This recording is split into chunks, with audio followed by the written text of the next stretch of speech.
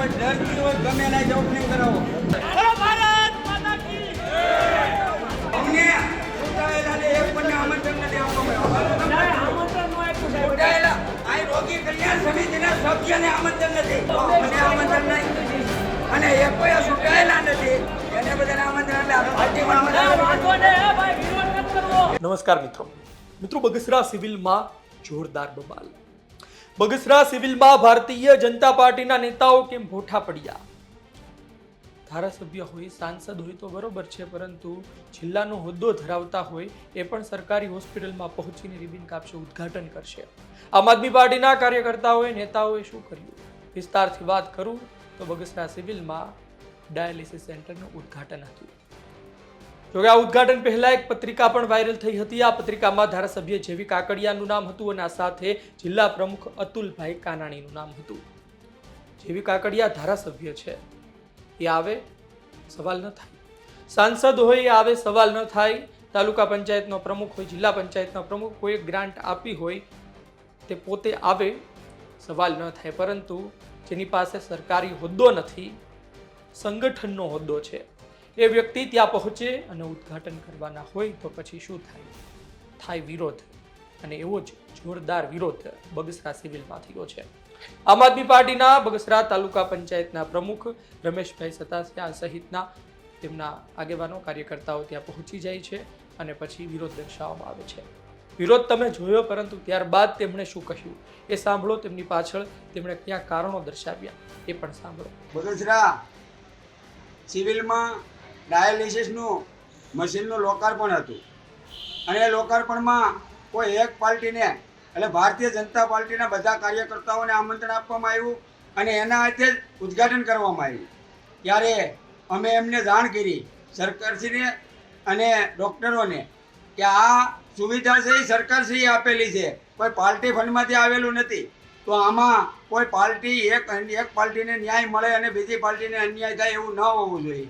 આમાં આમ આદમી પાર્ટી હોય, કોંગ્રેસ હોય કે ભાજપ હોય, બધાને આમંત્રણ મળવું જોઈએ. અને અમે ચૂંટાયેલા છીએ, લોકપ્રતિનિધિ છીએ, એમને પણ આમંત્રણ ન મળ્યું અને ફક્ત ને ફક્ત ભાજપના જ તમામ મળતિયાઓને જ આમંત્રણ આપી અને આનું લોકાર્પણ કરે એમ હતા. એમના માટે અમે ડૉક્ટરને અને તમામ પદાધિકારીઓ અને અધિકારીઓને જાણ કરવા માટે આવેલા હતા. અમે બગસરા તાલુકા અત્યારે આખી આપની બેઠેલી છે, ત્યારે તાલુકા પ્રમુખથી લઈ તમામ સભ્યો હોય કે જિલ્લા પંચાયતના સદસ્યો હોય, પહેલાં તો સરકારી દવાખાનામાંથી કદાચ ભાજપ દ્વારા મને એવું લાગે છે કહેવામાં આવ્યું કે કોઈને આમંત્રણ ના આપતા, પણ અમારે આમંત્રણની જરૂર નથી. અમે માન સન્માનના કોઈ એવા ભૂખ્યા વ્યક્તિ નથી, પરંતુ અમને કામ કરવા માટે અમે લોકો માટે રાતથી તત્પરીએ છીએ. ત્યારે આજરોજ બગસરા સરકારી હોસ્પિટલ ખાતે ડાયાલિસિસ સેન્ટરનું ઉદ્ઘાટન હોય ત્યારે ખરેખર એ નિયમને પાત્ર કે જો સરકારી કોઈ પણ વસ્તુનું ઉદ્ઘાટન થઈ રહ્યું હોય ત્યારે ખરેખર એની રિબિન સરકારી વ્યક્તિ દ્વારા, સરકારી અધિકારી દ્વારા અથવા તો કોઈ દર્દી દ્વારા તો પણ એ અમને સારું રહેશે. એને બદલે કોઈ આ તો જાણે કેમ કે ભાજપની કાર્યાલયથી સરકારી હોસ્પિટલ બની હોય તેમ તેના અતુલભાઈ કાનાણી ધારીથી તેમના પ્રદેશ કાર્યાલયથી હુકમ આવે ને આવી જાય, તો આ અમે માન્ય ન રાખવી તે માટે અમે વિરોધ પ્રદર્શન દર્શાવેલ છે. રમેશભાઈ સતાસિયા, હું વાળા વનરાજ તેમજ મારા તમામ સભ્યો આજે હાજર રહી અને આનો સખત વિરોધ કરેલ છે. હોસ્પિટલ નિર્માણ થઈ ગયું હતું, પરંતુ ડાયાલિસિસ સેન્ટરનું ચાલુ થવામાં થોડોક વિલંબ થયો હતો. કોઈને કોઈ કારણસર નવા યુનિટની ફાળવણીમાં થોડોક સમય લાગ્યો છે, પરંતુ આજે બગસરા હોસ્પિટલને 2 યુનિટ ડાયાલિસિસના સરકાર તરફથી પ્રાપ્ત થયા છે. ત્યારે હું ગુજરાત સરકારના આરોગ્ય મંત્રીશ્રી સાથે સાથે મુખ્યમંત્રી શ્રી ભૂપેન્દ્રભાઈ પટેલ સાહેબ, આપણા સ્થાનિક સાંસદ શ્રી ભરતભાઈ સુતરિયા, ઉર્જા મંત્રી કૌશિકભાઈ વેકરિયા અને ધારાસભ્ય શ્રી જયભાઈ કાકડિયા સહિત સર્વે પદાધિકારીઓનો સંગઠનના વડા તરીકે હું આભાર વ્યક્ત કરું છું. બગસરાની જનતા માટે સુવિધા માટે ખૂબ સારી આરોગ્ય સુવિધા બગસરાની જનતાને પ્રાપ્ત થશે અને અહીંના દર્દીઓને, જરૂરિયાતમંદ દર્દીઓને અમરેલી સુધી કે રાજકોટ સુધી લાંબુ નહીં થવું પડે. એમની જગ્યાએ એનું ડાયાલિસિસ બગસરા સરકારી હોસ્પિટલમાં થશે, જે આ વિસ્તારની જનતાને આરોગ્યલક્ષી સુવિધા પ્રાપ્ત થશે. તે બદલ હું ફરી વખત ગુજરાત સરકારશ્રીનો ખૂબ ખૂબ આભાર વ્યક્ત કરું. ખાસ કરીને જે આ સરકારી કાર્યક્રમો છે સરકારના માણસો દ્વારા થાય, ત્યારે જિલ્લા ભાજપ તરીકે તમે અત્યારે હતા અને તમારો વિરોધ કરવામાં શું કહેશો? આમ આદમી પાર્ટી દ્વારા શું કહેશો? વિરોધ પક્ષોને વિરોધ કરવાનો જ હોય છે.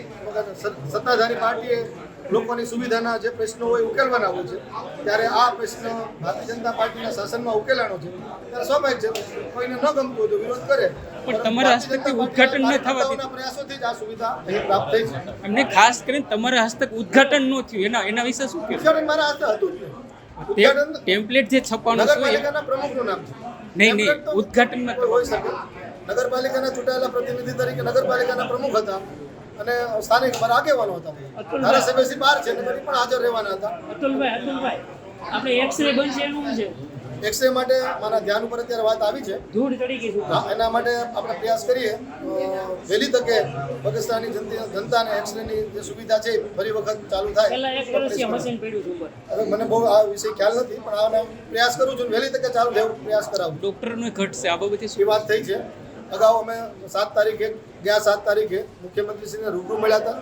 અમરેલી જિલ્લામાં જેટલા ડૉક્ટરોની ઘટ છે એમનું લિસ્ટ પણ મેં મુખ્યમંત્રીશ્રીને આપ્યું હતું અને વહેલી તકે આ ડૉક્ટરોની નિમણૂક થાય એના માટે અમે સૌ સાથે મળીને પ્રયાસ કરી રહ્યા છીએ. આપે સાંભળ્યું કે શું કહેવામાં આવ્યું અને અતુલભાઈ કાનાણી દ્વારા શું જવાબ આપવામાં આવ્યા. એ પેમ્પલેટ બાબતે કોઈ સ્પષ્ટતા કરવામાં આવી નથી. જેવી કાકડિયા આવ્યા હોત એટલા સવાલ ન થયા હોત, પરંતુ સંગઠનનો કોઈ માણસ આવીને જો ઉદ્ઘાટન કરે તો પછી આ પ્રકારે વિરોધ થાય. સરકારી હોદ્દો હોવો જરૂરી છે અને ન હોય તો પછી સામે વિરોધ પક્ષ આ પ્રકારે વિરોધ દર્શાવી શકે. તેમની પાસે તાલુકા પંચાયતના પ્રમુખ પણ હતા, પરંતુ તેમના સુધી આમંત્રણ ના પહોંચ્યું અને માઠું લાગી ગયું અને ત્યારબાદ તેમણે યોગ્ય સવાલ યોગ્ય જગ્યાએ જઈને કરી દીધો અને આ જ કારણોસર પછી અંતે દર્દી પાસે ઉદ્ઘાટન કરવામાં આવ્યું છે. તમે જુઓ કે એ ડાયાલિસિસ સેન્ટર શરૂ થઈ જશે, લોકો માટે સારું છે, કામ પણ સારું કરવામાં આવ્યું છે, તેમાં કશું ખોટું નથી, પરંતુ મોટા ભારતીય જનતા પાર્ટીના નેતાઓ પડ્યા છે. લોકોને લાગતું હશે કે તેમને એટલું બધું તો શું છે ઉદ્ઘાટનનું, તમારી પાસે એ હોદ્દો નથી કે તમે ઉદ્ઘાટન કરી શકો, તો પછી શા માટે નામ લખાવો છો, શા માટે ત્યાં પહોંચી જાઓ છો? ઉદ્ઘાટન કરાવો એના હોસ્પિટલના કોઈ જવાબદાર વ્યક્તિ પાસે, દર્દી પાસે, અથવા તો સરકારી હોદ્દો ધરાવતા ધારાસભ્ય, સાંસદ, અન્ય પાસે, પરંતુ સંગઠનના વ્યક્તિ આ પ્રકારે ઉદ્ઘાટન કરે પછી આવું થાય. ને જે પ્રકારે કહેવામાં આવ્યું વનરાજભાઈ દ્વારા કે ભારતીય જનતા પાર્ટીના કાર્યાલયથી આ બધી હોસ્પિટલો નથી ચાલતી, સરકારી પૈસાથી ચાલે છે, અને સરકારી પૈસા એટલે કે મારા અને તમારા ટેક્સના પૈસા. આપનું શું કહેવું છે કોમેન્ટ બોક્સમાં જરૂરથી જણાવજો. ધન્યવાદ.